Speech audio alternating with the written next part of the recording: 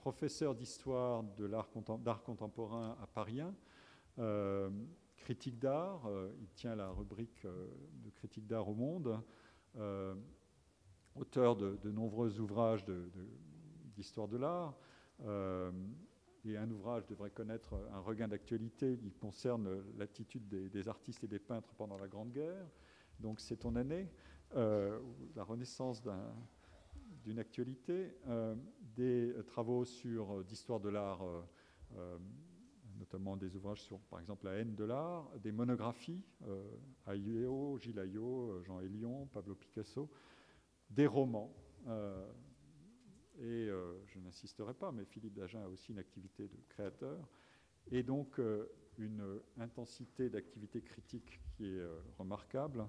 Peut-être que tu feras comme André Chastel, tu réuniras un certain nombre de tes articles dans des ouvrages bientôt.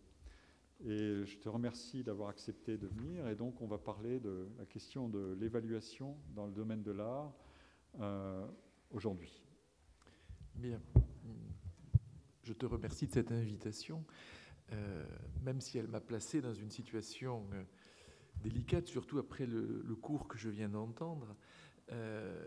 Vous ne verrez pas de statistiques, vous ne verrez pas de tableaux, vous ne verrez d'ailleurs pas non plus d'œuvres d'art. Ce qui peut vous paraître paradoxal, mais dans le temps, somme toute relativement bref, dont on peut disposer, étant donné ce qui m'a paru être la grande complexité des questions posées, j'ai essayé essentiellement de mettre en place des choses en me fondant sur 3 types, grosso modo, de sources. Prévisibles les quelques travaux relativement peu nombreux qui peuvent exister sur la question, tout aussi prévisibles les travaux des historiens, où en effet j'étais plus familier, et en effet en grande partie quelque chose qui est empirique, qui attendrait peut-être d'être écrit, qui ne l'a pas encore été, et qui se fonde pour beaucoup sur ma propre expérience, non pas tant d'ailleurs de l'expérience du critique, même si j'aurai l'occasion d'en dire 2 mots, mais sur une sorte de familiarité ou de vision du monde de l'art actuel, dont il est vrai que mes activités professionnelles me facilitent considérablement la tâche. Je disais que c'est une question complexe, je n'apprendrai rien à personne ici, en disant que la question de l'évaluation de l'œuvre d'art et de ses mécanismes et de sa logique ou de ses illogismes est un sujet relativement bien connu. Et pour me mettre à l'abri de toutes sortes de critiques légitimes que vous ne manqueriez pas de faire, j'ai 3 paratonnerres, un poète, un philosophe et un économiste. Le poète, c'est Stéphane Mallarmé, écrivant dans une lettre vouloir assigner son prix réel en argent à une œuvre d'art, c'est l'insulter. Le philosophe, c'est Marx, dans le Capital, le prix d'objets n'ayant en soi aucune valeur, comme les antiquités, les chefs-d'œuvre de certains artistes, peut être déterminé par des compositions très fortuites, au livre 3 du tome 3. Et l'économiste, c'est Ricardo, écrivant dans les principes de l'économie politique et de l'impôt que la valeur des œuvres d'art, citation, est entièrement indépendante de la qualité du travail qui a été nécessaire à leur production première et ne dépend que de la fortune, des goûts et du caprice de ceux qui ont envie de posséder de tels objets. Alors, évidemment, la notion de caprice se prête assez mal, semble-t-il, a priori, à l'analyse et à l'historicisation. Je vais me placer sous ces signes-là. Très certainement, c'est l'analyse c'est en réplique, très modestement, à Ricardo, que je me situe beaucoup plus. Un autre point de départ, avant d'entrer véritablement dans les choses, c'est que la demande portait sur l'évaluation dans l'art actuel. Je m'y suis tenu, je m'y suis d'autant plus volontiers tenu que c'est à la fois le plus difficile et sans doute, malgré tout ce que je connais le moins mal.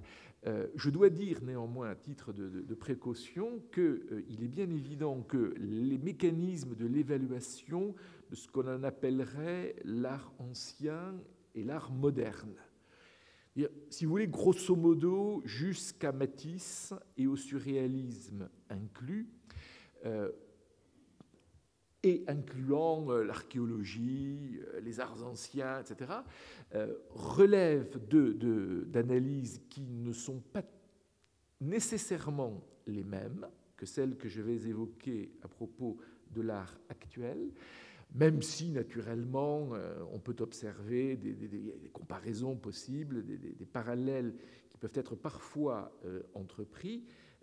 Une partie de ce que je vais vous dire me semble relativement très spécifique à la question de l'art actuel, dans la mesure où, par exemple, mais ce ne serait que l'un des arguments à évoquer, dans le champ des arts anciens et modernes, une notion, même si elle est éventuellement conflictuelle et à définition variable, comme celle de patrimoine, intervient à plein, y compris dans les processus de repatrimonialisation que l'on observe aujourd'hui de la part de pays qui, jusqu'en 1989 par exemple, ou pour des raisons d'économie émergente un petit peu plus tard, n'avaient pas été en mesure de procéder à cette repatrimonialisation. Ce sont des procédures spécifiques qui appelleraient d'autres types d'analyses et d'autres données que celles sur lesquelles je vais me fonder, qui donc, encore une fois, concernent, mettons, les artistes depuis le début des années 1960, à peu près.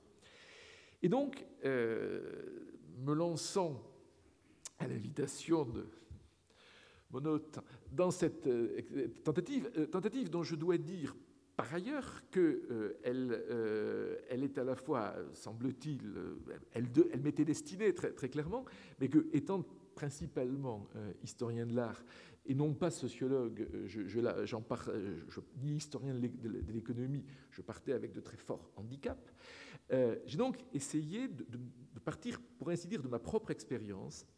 Et donc, il y aura un caractère, certes non narratif, rassurez-vous, vous n'aurez droit à aucune égo-histoire aujourd'hui, mais un caractère quand même assez progressif dans mon propos, en me demandant comment l'évaluation opère, par quel stade, par quelle phase, de l'inconnu, du complet débutant, à l'artiste dont tout le monde connaît le nom, ou plus modestement, dont tout le monde est supposé connaître le nom. Comment passe-t-on de La Chambre de Bonne, qui n'est d'ailleurs plus qu'une fiction, au 6e étage du Centre Pompidou, qui lui n'en est pas une? Si l'on considère que l'une des nécessités de l'artiste est de faire connaître son travail à partir de rien, c'est la première phase. Les instances qui interviennent en amont de toutes les autres sont celles qui décident de la visibilité initiale de l'œuvre.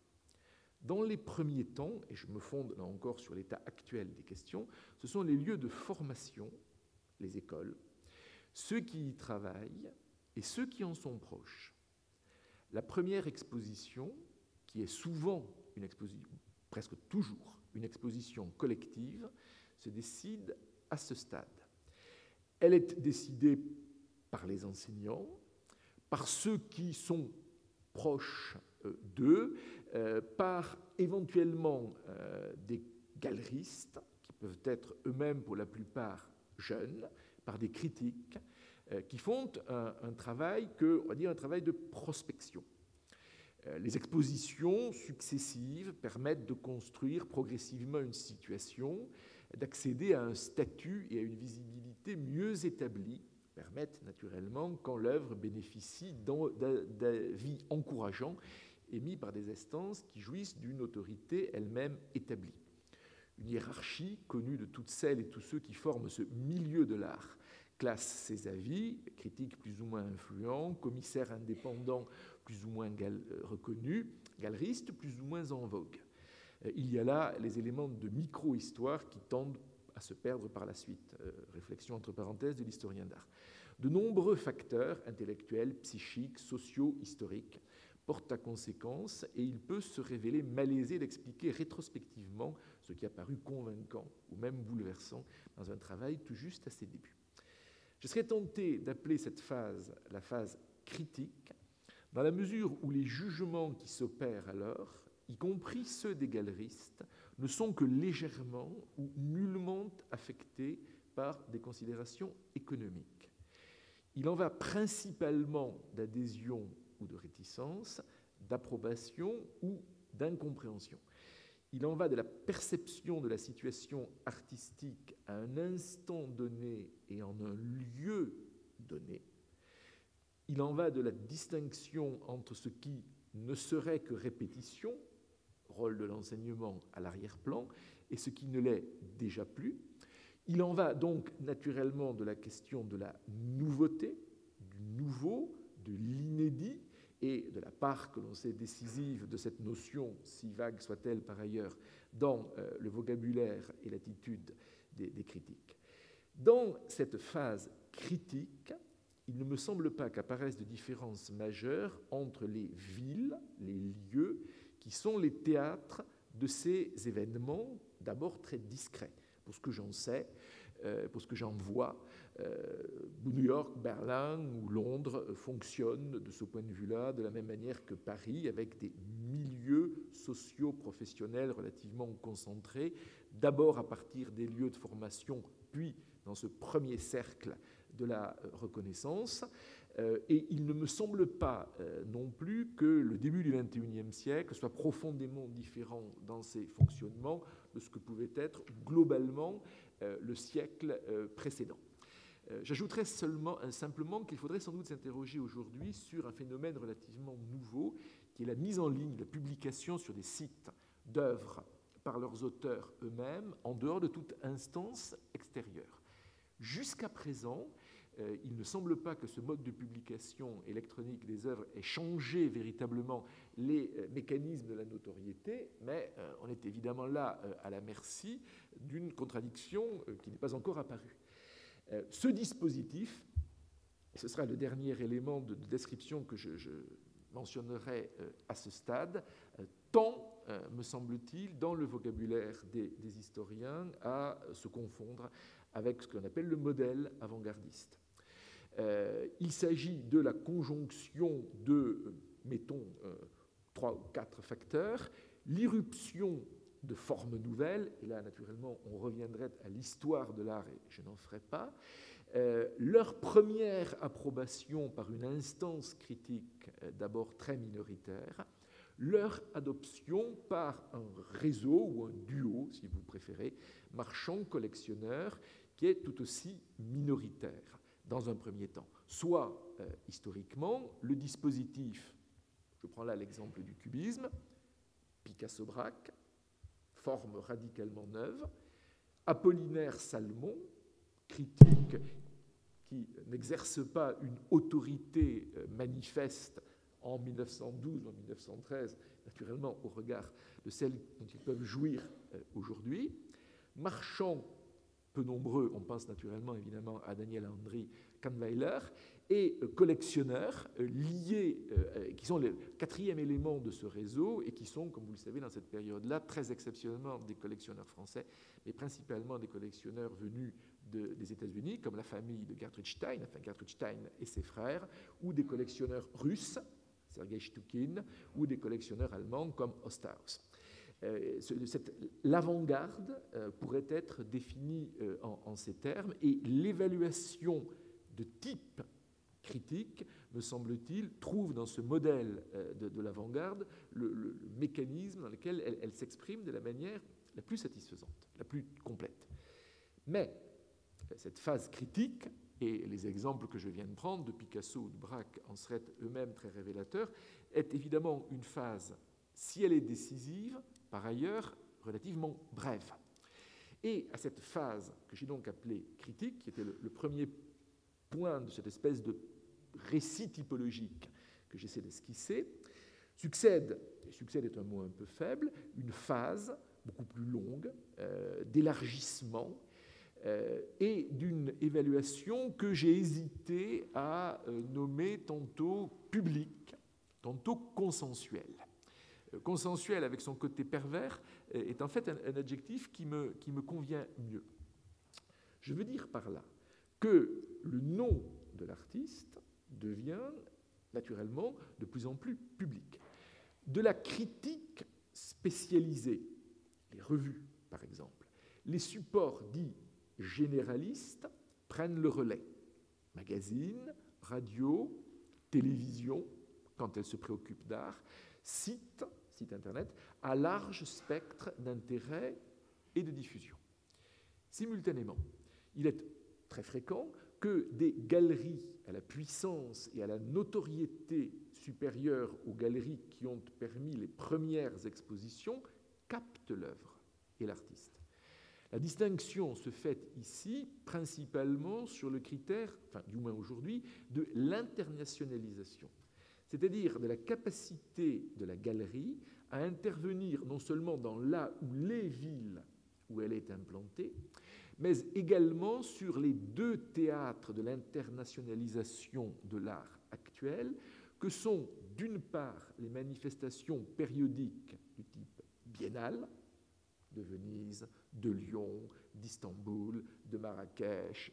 Bon, il y en a près de, je crois qu'il y en a plus de 200 à l'heure actuelle. Donc, les biennales, d'une part, qui sont a priori des manifestations, si l'on peut dire, à caractère non lucratif, ce qui mériterait d'être vérifié dans bien des cas, et, d'autre part, les foires, naturellement, qui sont, elles, des foires annuelles, et dont la première, la foire de Cologne, a été créée dans les années 1970, et dont vous savez, j'imagine, qu'aujourd'hui, la principale est la foire de Bâle, qui se tient dans la ville susnommée au mois de juin, laquelle foire de Bâle a désormais deux répondants, qui sont d'ailleurs associés dans une structure capitaliste et juridique unique, la foire de Miami, qu'on appelle quelquefois, mais c'est un peu bizarre évidemment, Miami-Bâle, qui a maintenant une dizaine d'années d'ancienneté et qui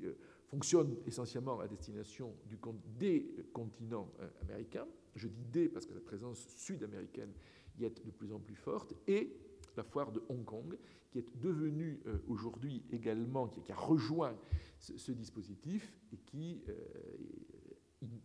agit dans le monde de l'Asie, de l'Extrême-Orient et évidemment de la Chine. Donc, le stade de la reconnaissance consensuelle pour un artiste, c'est très prosaïquement, je parle de choses très prosaïques, là encore je pourrais redire ce qui était dit à l'instant, on baptise et on formule de manière assez théorique des faits qui sont souvent des faits d'une extrême crudité. C'est le moment où d'une galerie, d'un jeune galeriste débutant, un artiste passe à la galerie d'un tycoon du marché de l'art, c'est-à-dire, pour prendre le plus célèbre d'entre eux, Larry Gagosian à l'heure actuelle, et ses 12 galeries réparties sur l'ensemble de la planète, ce qui se traduit généralement, enfin même pas généralement, naturellement, par une multiplication de la valeur financière de l'œuvre. Multiplication qui peut être étonnamment substantielle. Donc, il y a la reconnaissance par la grande presse, si l'on veut. Le passage de la galerie débutante à un réseau commercial qui permet d'assurer la visibilité internationale de l'œuvre dans ces types de lieux où l'ensemble du monde de l'art, critique compris d'ailleurs, se retrouve, les foires et les biennales, et puisque nous sommes en France, mais je ne dirais pas la même chose si je faisais cette conférence aux États-Unis, par exemple, puisque nous sommes en France, je mentionne ici le rôle des institutions publiques, c'est-à-dire le rôle des musées, sachant que la spécificité, enfin l'une des spécificités de la France étant que le pouvoir muséal y est infiniment plus accentué qu'il ne l'est dans un certain nombre d'autres pays. Ceci étant, ce qui tendrait en un sens à nuancer l'affirmation initiale, j'observe également qu'il y a désormais une sorte de jeu vous voulez, à double gain entre ces institutions muséales, et pour le coup ce n'est pas vrai qu'en France, et les artistes à partir du moment où ils sont au premier plan du marché. Je veux dire par là que pour un artiste, mettons Jeff Koons, mettons Damien Hirst, pour citer quelques noms tout de même, bénéficier d'une monographie ou d'une rétrospective. Monographie, c'est quand on a 40 ans, rétrospective, c'est quand on en a 60. Alors évidemment, au-delà, ça devient plus inquiétant. Donc, pour ces artistes, bénéficier d'une monographie ou d'une rétrospective au MoMA à New York, à la Tate Modern à Londres, au Stedel à Francfort, au Centre Pompidou à Paris. La liste n'est pas exhaustive, mais enfin, je me focalise là sur quelques lieux emblématiques. C'est une reconnaissance.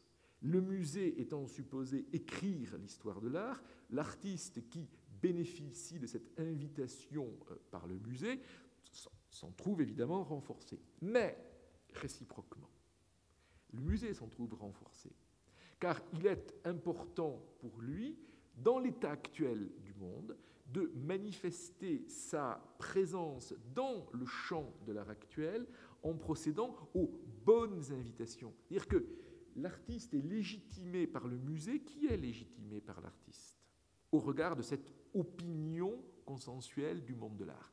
Si le centre Georges Pompidou, on pourrait ensuite discuter des programmations, va réaliser, cette année d'ailleurs, une exposition de Jeff Koons, c'est sans doute parce qu'il peut y avoir une curiosité à montrer son œuvre, encore qu'elle l'ait été assez largement, ne serait-ce qu'à Versailles, il n'y a pas si longtemps, mais c'est aussi parce que l'on est dans ce rapport à double gagnant, l'artiste et l'institution. Maintenant, quelques remarques concernant les différentes instances d'évaluation que je viens d'évoquer. La réception médiatique au niveau généraliste. On doit évidemment constater qu'à ce stade, dans la mesure où il s'agit d'une opération sociale collective, l'instance critique, au sens que le terme avait dans la description de la première phase, perd tout ou partie de son influence. De ce point de vue-là, mon cher, être critique fût-ce au monde, ce n'est pas exercer une autorité particulière sur ce, sans mauvais jeu de mots, monde-là. On l'observe dans de nombreuses chroniques de presse, vous m'excuserez de ne pas citer d'exemples, dans lesquelles on préfère rapporter les achats réalisés par tel collectionneur ou l'opinion de tel galeriste plutôt que de se prononcer en son nom propre, je veux dire le nom du critique, sur l'intérêt ou la qualité telle qu'il les perçoit, telle qu'il peut les comprendre d'une œuvre considérée. Il me semble dès lors abusif de conserver le terme critique et plus pertinent de définir ces activités médiatiques comme l'orchestration journalistique d'un phénomène qui échappe à ceux qui l'annoncent, annonce qui ressemble le plus souvent à une approbation et donc à une démission de l'instance critique à proprement parler, abandonnant à d'autres groupes sociaux, conservateurs, marchands, collectionneurs, le soin de distinguer ce qui compte, entre guillemets, et de ce qui ne compte pas. J'ajoute que dans cet abandon de la position critique, des facteurs économiques peuvent jouer, le biais d'achat d'espaces publicitaires, par exemple, mais que pour ce que j'en sais, il serait plus naïf que cynique de croire que ce processus de corruption expliquerait la complaisance des médias, alors que la crainte d'être en désaccord avec le plus grand nombre et le respect du marché sont des moteurs beaucoup plus puissants.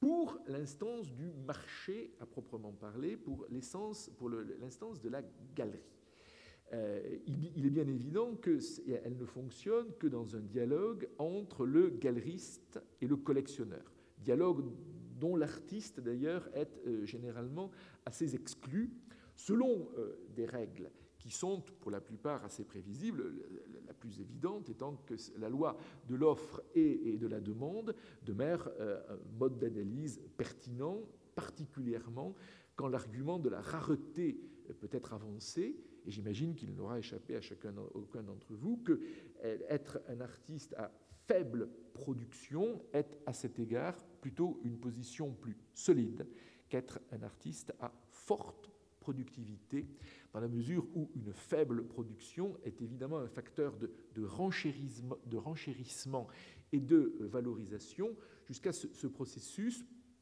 qui n'est évidemment que l'apanage des noms les plus reconnus, qui est celui de la liste d'attente. C'est-à-dire que quand vous êtes un artiste véritablement très reconnu, mais attendez, ce n'est absolument pas péjoratif. Moi, là, je fais juste une description de ce que je vois, hein, c'est rien de plus. Balthus avait une liste d'attente. Ça ne signifie pas que je considère que Balthus était un artiste sans intérêt. Il était simplement dans un processus de survalorisation de l'œuvre lié à un phénomène de rareté. Quand un artiste comme Maurizio Cattelan annonce qu'il prend sa retraite, on peut considérer ce qu'il a fait après sa rétrospective au Guggenheim de New York l'an dernier, on peut considérer que c'est une figure de style, un geste néo-dada, on peut considérer aussi qu'à ce sens, il fait passer, pardon de ce cynisme, mais un message au marché qui consiste à dire « je ne produirai plus rien ».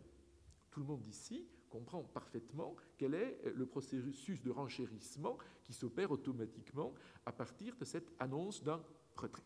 Donc la loi de l'offre et de la demande demeure, me semble-t-il, un élément d'interprétation encore très, très acceptable. Mais ce que j'observe surtout, c'est que depuis une trentaine d'années à peu près, on assiste à ce que j'ai appelé une rationalisation paradoxale de l'évaluation artistique. Je veux dire par rationalisation qu'il est désormais possible à tout acquéreur potentiel, de même que pour les vendeurs et pour les intermédiaires du type conseiller artistique, de se référer à des palmarès, à des classements dont le plus ancien et l'un des plus écoutés encore aujourd'hui, qui a été créé en 1970, est le Kunstkompass, la boussole de l'art, publié chaque année par la revue allemande Capital. Par ailleurs, évidemment, comme vous le savez, la création d'Internet a produit la multiplication de sites de comparaison qui établissent des hiérarchies par la valeur financière. Alors que le Kunstkompass ne mesure pas en termes de valeur monétaire, mais en termes de visibilité. Le Kunstkompass compile les expositions réalisées par un artiste sur une année X, attribue à chaque lieu d'exposition, suivant la nature de l'exposition, la nature du lieu et sa durée, un certain nombre de points, et fait ensuite son addition pour établir la liste des 10 artistes, des 25 et des 100. En fait, il publie une liste qui va jusqu'au numéro 100, des 100 artistes les plus exposés dans l'année, mettons le prochain que l'on verra apparaître, à la fin de cette année, ça paraît en fin octobre, début novembre, le Kunstkompass, ce sera le Kunstkompass 2013. Alors qu'un site comme ArtPrice, par exemple, lui, compile des résultats de vente et classe, ce qui est, me semble-t-il, mathématiquement relativement simple, les cotes les plus élevées qui ont été obtenues dans des ventes publiques. Je vais revenir très longuement, enfin aussi longuement que je le pourrais, sur la question de la vente publique très rapidement. Grâce à ces instruments, il est désormais aisé donc de savoir quel est le numéro 1, etc. Ces classements d'artistes sont corrélés par ailleurs à ce que j'appelais, je ne sais pas si le terme est sociologiquement propre, des hiérarchies annexes.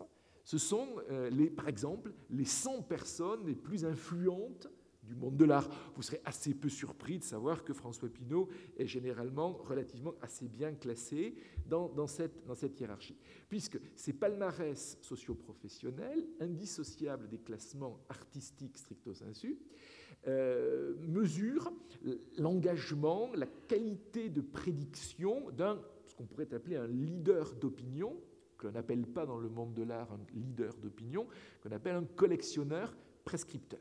François Pinault est un collectionneur prescripteur. Des Américains comme Steve Cohen, comme Eli Broad, de Broad & Kaufman, l'immobilier, que je vais citer un petit peu plus tard, sont des collectionneurs prescripteurs. Dakis Ioannou, qui est un entrepreneur de travaux publics grec, qui a créé la fondation DESD, est un prescripteur. Un certain nombre de collectionneurs allemands ont également... C'est-à-dire que leur présence sur le marché, le fait que l'on sache qu'il s'intéresse à tel artiste est en lui-même un facteur de décision. Je voulais prendre un exemple, c'est peut-être le seul que je prendrai, parce qu'il m'est arrivé, ça fait partie des innombrables communiqués de presse et autres qu'un critique est supposé recevoir. Je ne vais pas vous dire, je ne vais pas évidemment vous dire de quel artiste ni de quelle galerie il s'agit, pardon, mais dans l'argumentaire que l'on m'envoie pour me convaincre de venir voir cette exposition, on me dit les œuvres de X, peu importe qui est X, ont déjà été acquises par la collection Société Générale, le Fonds national d'art contemporain, plusieurs collectionneurs privés, et il est recommandé par AXA Art. AXA Art, qui est le fonds de placement artistique de l'assureur. Bon, voilà comment ça fonctionne. Alors, après, on est parfaitement libre d'en tenir aucun compte. Mais ici, où je ne fais que de la description, je vous montre comment ça fonctionne. Il est bien évident que ces processus d'estimation, d'évaluation absolument collectifs est dans la pratique doublé du fait que ces collectionneurs prescripteurs que je viens d'évoquer pour quelques-uns d'entre eux ne décident que très rarement seuls et sont tous entourés de conseillers, souvent d'ailleurs recrutés parmi le personnel des musées qui a quitté les musées et qui est passé au secteur privé et qui sont des connaisseurs en tendance et qui s'efforcent d'évaluer les processus, la juste décision à un moment donné. Bon. Ceci étant, cette rationalisation, cette professionnalisation de l'évaluation artistique me paraît, j'ai dit paradoxal, dans la mesure où, si élaborées soient les informations et leur traitement, elles se fondent sur des évaluations et rien d'autre. Par rapport au tableau, aux chiffres que tu as cités tout à l'heure, on est, me semble-t-il, sur de l'objectif.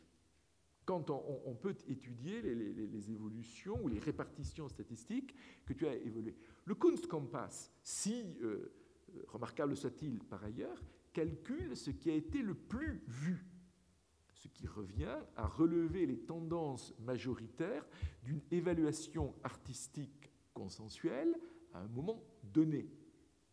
Artprice, c'est ce qui s'est le mieux vendu, ce qui revient à relever une tendance sous une autre forme d'expression en centaines de milliers de dollars ou d'euros et non plus en centaines de milliers de visiteurs.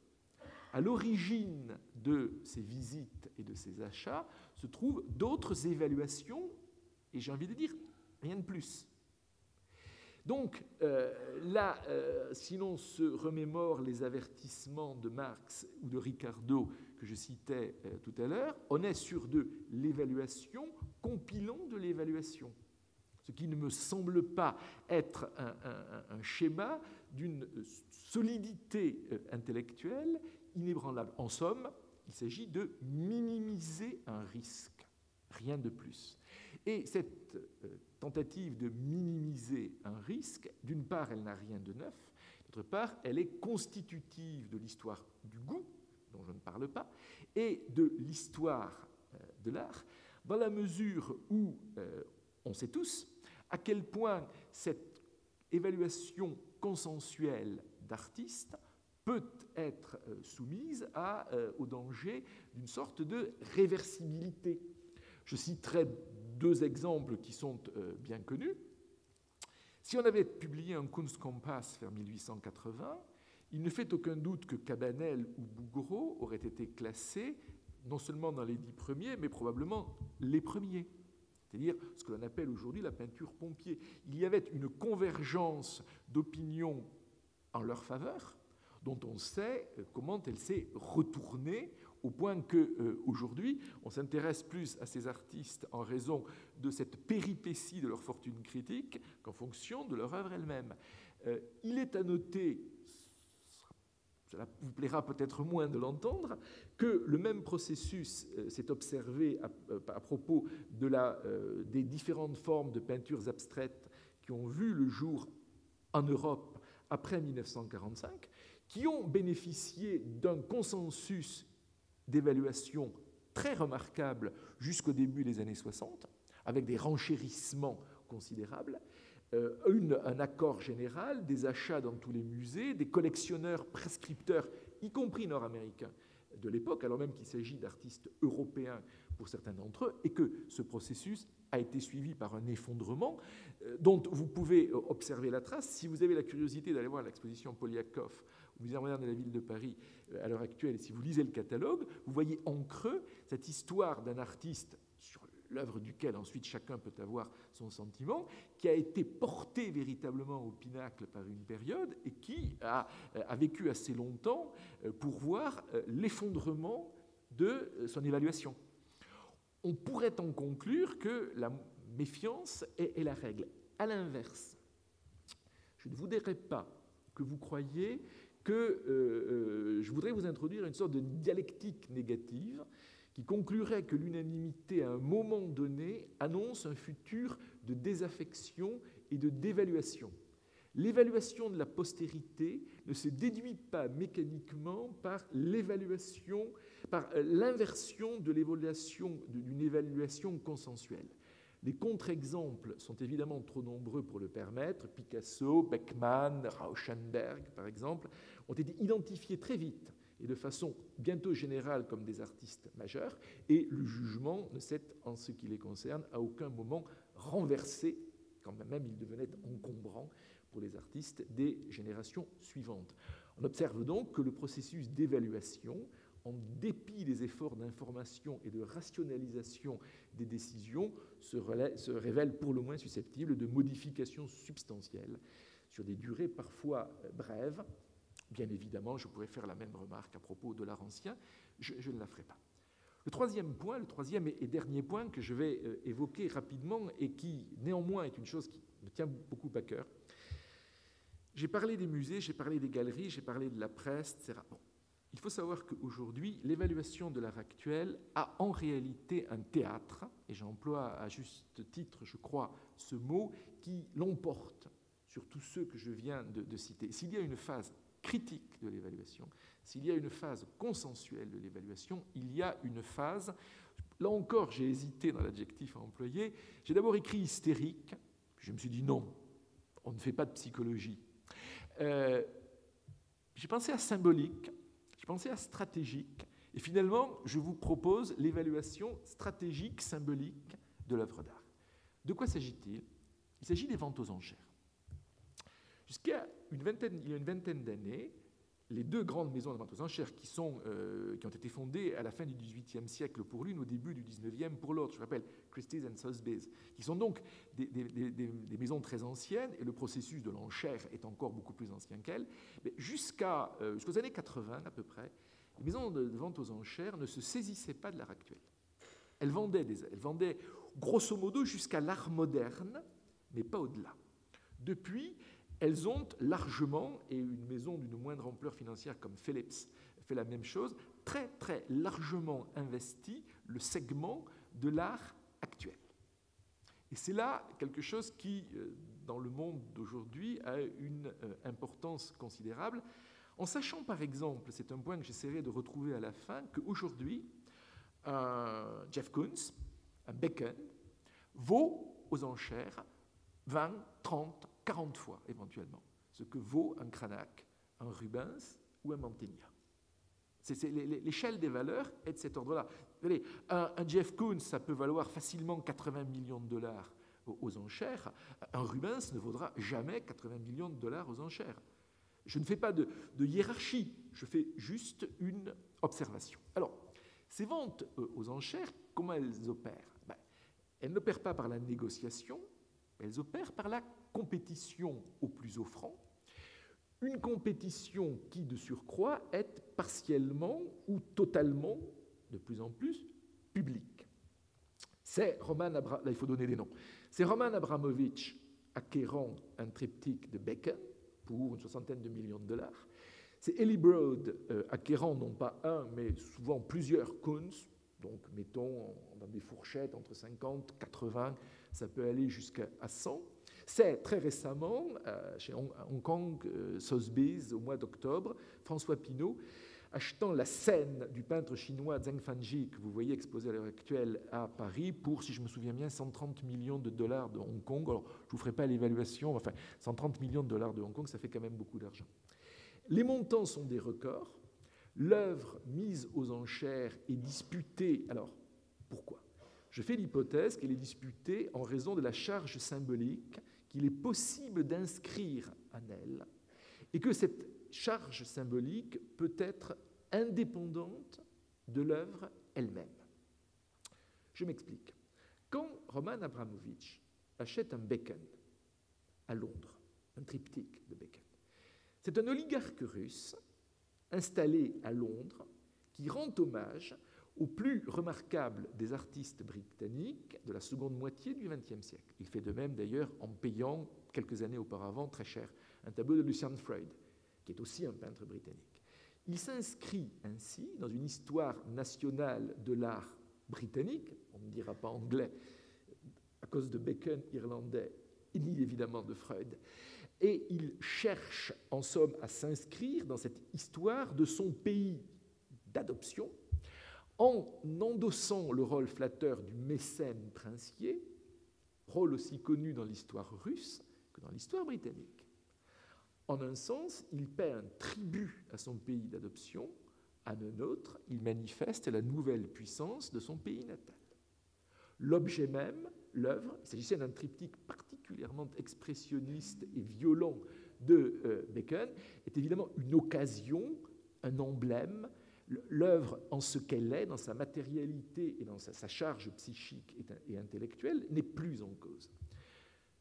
Quand Eli Broad, milliardaire américain, enchérit sur un Jeff Koons, artiste qui célèbre la culture et la puissance des États-Unis d'Amérique, artiste dont le passage par Wall Street, qu'il évoque volontiers, a été un élément de formation important.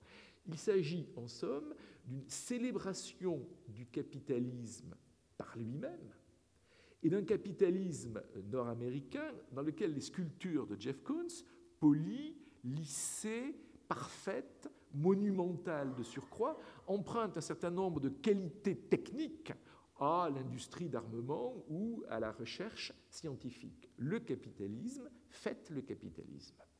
Quand François Pinault se prononce ostensiblement en faveur d'un peintre chinois, j'ai dit c'est François Pinault qui a acheté Zheng Fanji, ce n'est pas une rumeur, c'est une information.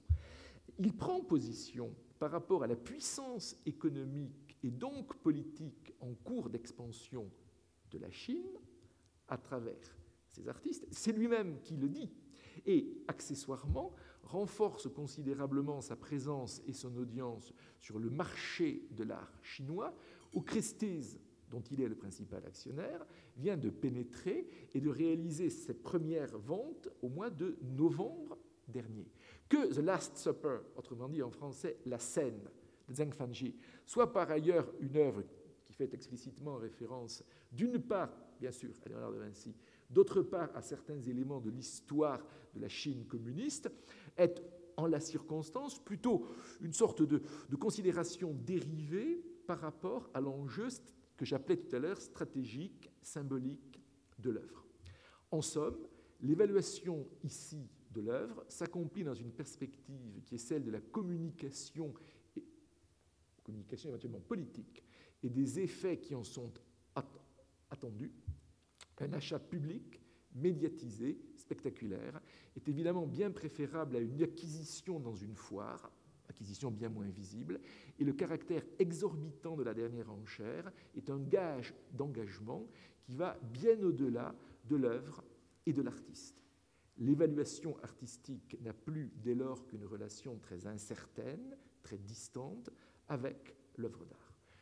Naturellement, ceci ne concerne qu'un nombre relativement restreint d'artistes dont j'ai donné quelques noms au fur et à mesure de mes exemples. Ceci, me semble-t-il, et c'est la première de mes remarques conclusives, explique en grande partie la survalorisation de l'art vivant par rapport à l'art ancien. Ce dernier est, le plus souvent, moins aisément susceptible de porter des charges symboliques et stratégiques qui n'ont de sens que par rapport au présent. À l'inverse, cet art ancien, est trop souvent, entre guillemets, encombré de significations religieuses ou politiques inopportunes ou devenues incompréhensibles à l'immense majorité des intervenants et du public. L'art ancien est un véhicule incertain et malcommode pour des messages à destination des contemporains et souvent, ou majoritairement, des compatriotes. Donc, en ce sens, il y a une logique qui fait que surpayer, entre guillemets, un Kunz quand on est Eli Broad ou Steve Cohen, cela a un sens à l'intérieur des États-Unis. Surpayer un Tintoret, je vous dis Tintoret, c'est vraiment le premier nom qui me vient à l'esprit, ça ne fonctionne pas. Ça n'a en fait aucune attache symbolique par rapport au public qui est visé. Première remarque. Deuxième remarque. L'art contemporain, et là je me hasarde encore beaucoup plus loin de mes terres habituelles, n'est pas, à mon sens, le seul secteur où ces achats symboliques stratégiques sont opérés au terme de compétitions et d'enchères. Un autre secteur, fonctionnant sur des ressorts identiques d'ultra-médiatisation, est le monde sportif, plus particulièrement celui du football. C'est là que je suis vraiment très loin, surtout méridional. Autre spectacle mondial. Roman Abramovich est aussi le propriétaire du Chelsea Football Club. Moins brillamment, peut-être parce qu'il doute de l'efficacité de l'opération, François Pinault finance le Football Club de Rennes. Quant à la famille régnante du Qatar, qu'il faut bien finir par citer à un moment ou à un autre, elle investit simultanément dans l'art actuel et dans le football. Damien Hirst et le PSG. Les musées élevés par Paye ou Nouvelle et les stades de la future Coupe du Monde de football. Certes, des erreurs de calibrage, c'est le moins que l'on puisse dire, et d'exécution de ces opérations ont rendu le message d'une efficacité douteuse. Il ne fait cependant, à mon sens, aucun doute que ces opérations s'inscrivent dans une visée stratégique géopolitique. Dernière remarque, pour retomber quand même sur Mallarmé, car je ne pouvais pas ne pas à un moment revenir à Mallarmé. Tout ce que j'ai dit tend à prouver que les interrogations proprement artistiques ou intellectuelles ne sont plus que des données secondaires ou nulles dans un processus d'évaluation et de décision qui ne leur doit plus rien. Si ce n'est que par un ultime renversement, il peut arriver que l'œuvre se rebelle contre les usages qu'il en est fait. Oh, Madame, peut-être pourriez-vous répondre ailleurs.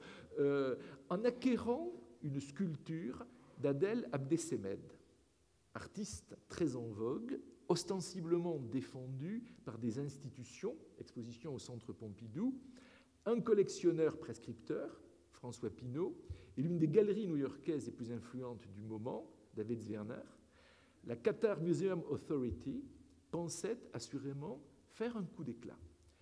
Elle pouvait en être d'autant plus assurée que la sculpture, vue et photographiée par des dizaines de milliers de passants, donc vous, très vraisemblablement, devant le Centre Pompidou, quand l'exposition Abdessemed s'y est tenue à l'automne 2012, représente cette sculpture un moment légendaire de l'histoire du football. Le coup de boule de Zinedine Zidane sur le torse de Marco Materazzi, il faut que je vérifie, lors de la finale de la Coupe du Monde. Il y avait donc une conjonction apparemment parfaite des potentiels symboliques. L'art actuel, les collectionneurs prescripteurs, la rumeur médiatique, le football. Est alors intervenu un caprice, de ces caprices que citait Ricardo. C'est un caprice, si l'on peut dire, religieux. L'interdit frappant la représentation humaine aux yeux des musulmans les plus rigoureux, particulièrement quand cette représentation s'exhibe dans l'espace public, ce qui était le cas, puisque l'œuvre d'Abdessemed était placée sur la corniche qui borde le front de mer à Doha. Le caprice, la contradiction, a été assez vive pour qu'il soit décidé précipitamment d'arracher le bronze à son socle, en l'endommageant d'ailleurs, et de l'entreposer loin des regards. On voit par cet exemple combien le système actuel d'évaluation de l'art actuel en dépit de ses efforts de rationalisation et de sa logique stratégique, peut être déstabilisé par l'irruption d'un facteur qui n'avait pas été considéré, qui n'est pas un facteur artistique en la circonstance, mais un facteur religieux. Comme quoi, peut-être en effet, l'évaluation d'une œuvre d'art par l'argent demeure une insulte et qu'il peut arriver que l'œuvre d'art se rebelle contre cette insulte. Je vous remercie.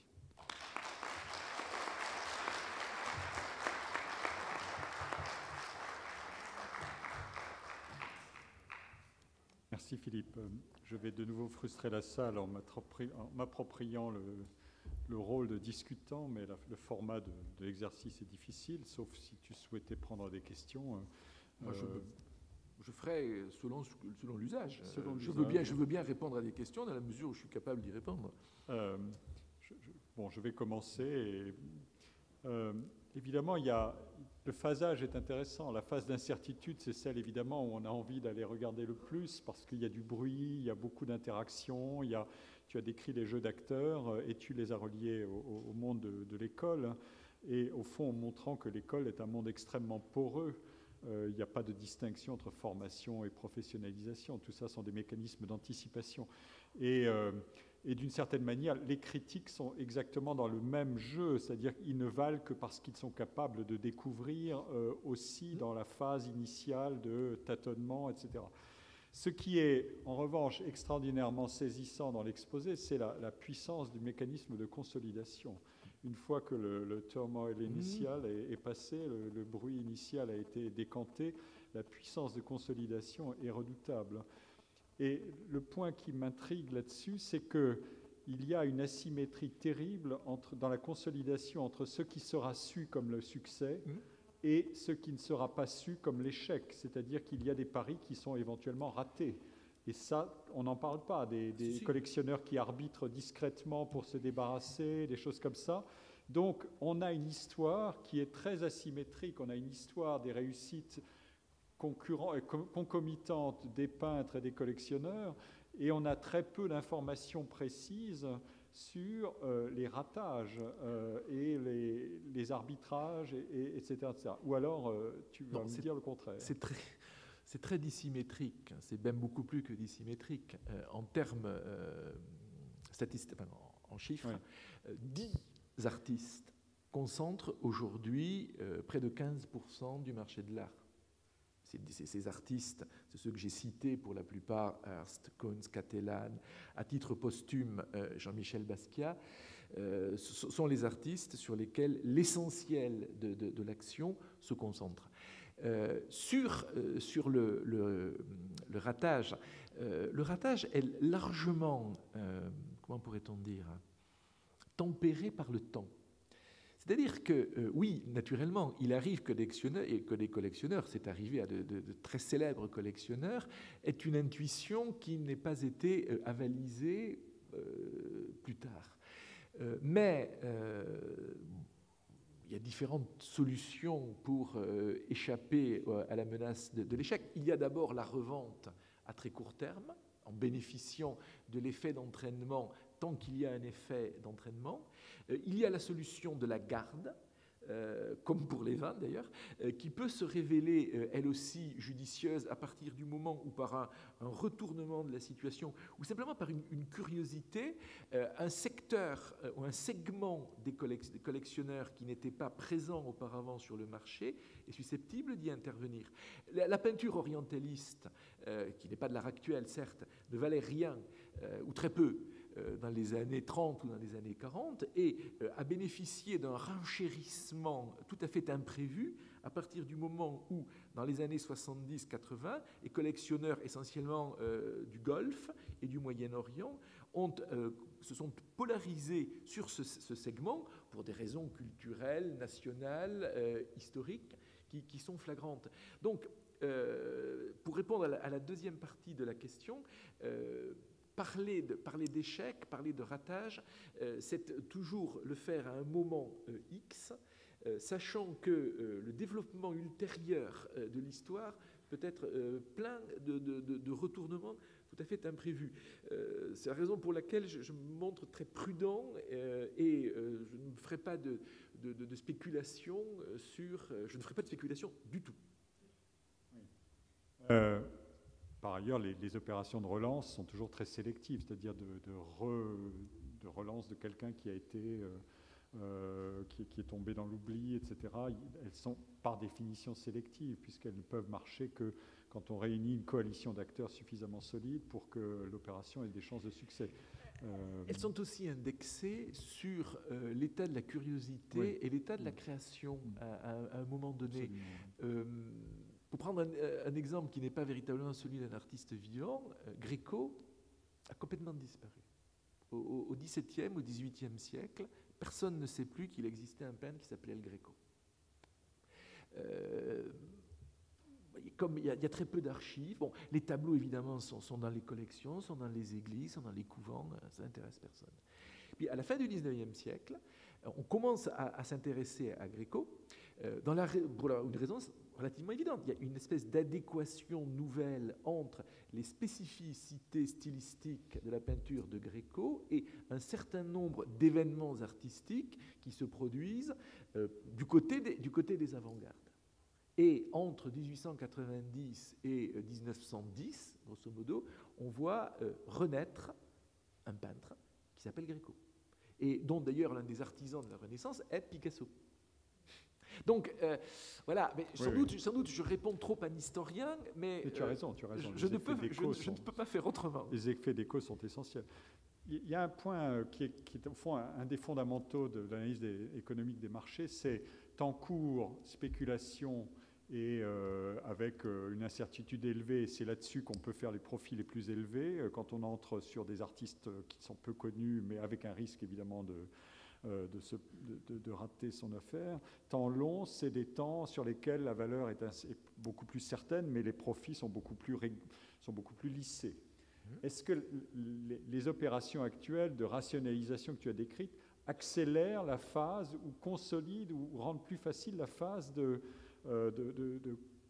cristallisation de la valeur et ensuite de mise à l'abri par des phénomènes de patrimonialisation, d'implication des musées? On diminue l'incertitude sur le temps. Sur le premier point, oui, elle accélère notablement la cristallisation des réputations, dans la mesure où, par exemple, l'exemple que j'ai pris tout à l'heure, il s'agit d'un artiste de 40 ans, avec cet appel à AXA et à la Société Générale.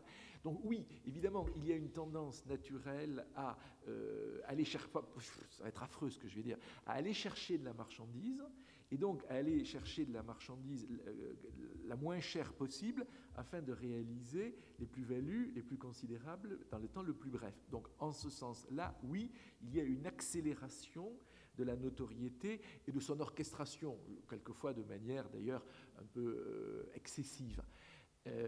Cela n'implique pas, à l'inverse, que la consolidation dans le long terme soit nécessairement du même ordre. Et en vérité, ça impliquerait même plutôt tout à fait autre chose, et même l'inverse, c'est un turnover extrêmement rapide des réputations. Il est vrai qu'il est tout à fait possible aujourd'hui d'être un artiste de 40 ans internationalement reconnu. Il est tout à fait facile également d'être un artiste de 50 ans ex-internationalement reconnu. Et, parce que le phénomène que je ne pouvais qu'évoquer là, ça aurait été un autre sujet, qui est le facteur de la nouveauté, est un agent par définition de changement extrêmement fort.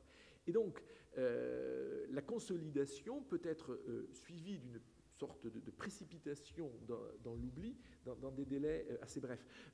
On observe cela, on peut très facilement observer cela avec des engouements qui sont liés à la présence désormais de pays émergents sur le monde de l'art contemporain, à tel point que les sociétés de vente avaient créé, il y a quelques années, des ventes dites BRIC, Brésil, Russie, Inde, Chine. Les artistes, il y a eu un engouement chinois extrêmement fort, dont par exemple Charles Saatchi, que je n'ai pas cité parmi les collectionneurs prescripteurs et que j'aurais dû citer en raison de sa formation de publicitaire, que Saatchi a largement orchestré. Et puis il y a eu un repli considérable qui fait qu'aujourd'hui, il reste quelques artistes, Zhang Fanji étant l'exemple même, qui ont résisté à l'érosion, mais le mouvement global, lui, a considérablement perdu de son dynamisme. Pourquoi ? Sans doute parce qu'en grande partie, il y a eu une sorte de lassitude. Il y a eu trop de jeunes artistes chinois qui avaient d'ailleurs des styles picturaux souvent assez proches les uns des autres, qui ont émergé en même temps, qui ont bénéficié d'un phénomène d'engouement, mais qui ont aussi pâti d'un phénomène de repli. Et cela dans des espérances. Alors c'est évidemment très difficile de quantifier, de mesurer l'espérance de vie, si l'on peut dire, d'un tel phénomène d'engouement. J'aurais tendance à dire que ça ne dure pas une décennie. J'ai une dernière question, le temps tourne, mais tu as évoqué dans ce problème de mécanisme de rationalisation les outils qui servent à mesurer, classer, comparer, etc. On peut imaginer qu'ils s'appliquent à tout le monde, pas simplement aux peintres, mais aussi aux critiques, aux conservateurs, aux musées eux-mêmes, aux lieux, etc. Bien sûr. Et qu'on tisse autour de chaque acteur des réseaux. Ça, c'est très facile à faire aujourd'hui avec toutes ces données-là. Tout à fait. La question est-ce qu'au fond, le système, il a une composante qui est tout à fait essentielle, c'est qu'il doit garder une opacité suffisante pour que les interactions personnelles soient toujours plus importantes que les machines à comptabiliser les scores de X ou Y. Non, c'est pas tellement... c'est pas ça. C'est pas ça. C'est pas vraiment ce que j'observe. Les mécanismes de fonctionnement que je viens de décrire sont absolument connus de tous. C'est un monde, c'est ce que on dit quelquefois en riant, c'est un monde où le délit d'initié est non seulement tout sauf un délit, mais même en réalité une sorte d'aristocratie. Non, les interactions entre les différents participants de ce jeu sont parfaitement identifiées.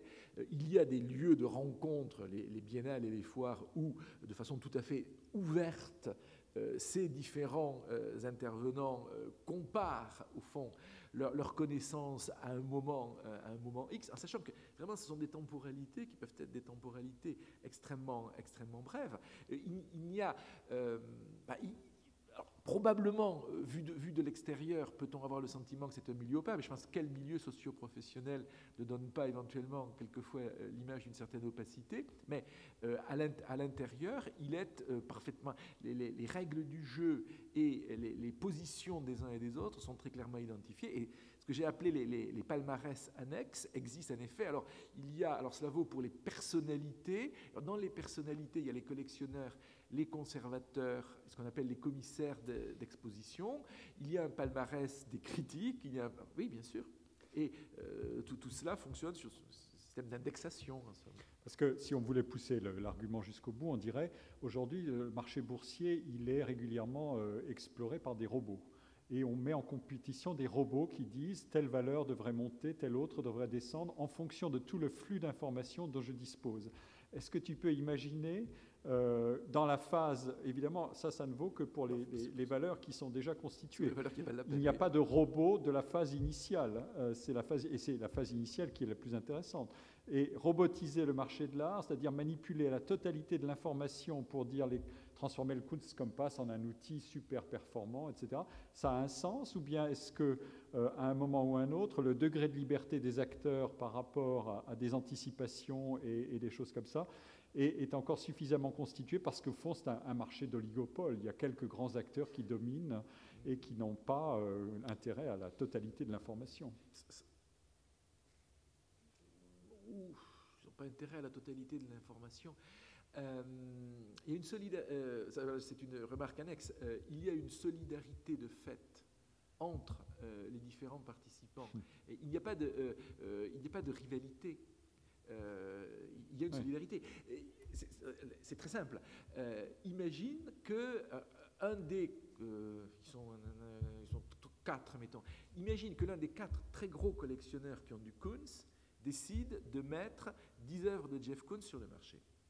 Le risque, évidemment, c'est le risque de la chute, donc de la dévalorisation du stock des 3 autres, Quel est donc rationnellement le comportement des trois autres? De surenchérir sur la vente du quatrième afin simplement de ne pas dévaloriser leur stock. C'est de bon sens. Parce que sur ces valorisations sont aussi éventuellement gagées. Alors, quant à l'hypothèse de la robotisation, alors à ma connaissance, ça n'existe pas.